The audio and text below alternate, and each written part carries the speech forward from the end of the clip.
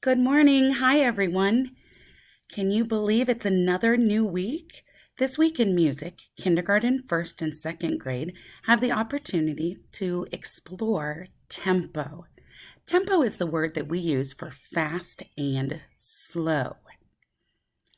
For third, fourth, and fifth grade, you will be learning about the instruments of the orchestra.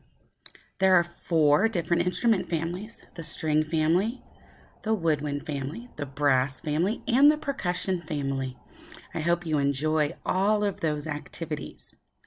Last week, I asked my younger students if they remember which voice was just for outside. Did you find out the answer? I'll tell you what. It's shouting. A shouting voice is great for outside, but not so good if you're in the library. I hope everyone is staying safe and having fun. I miss you all. Have a great week, and I'll see you next week. Bye.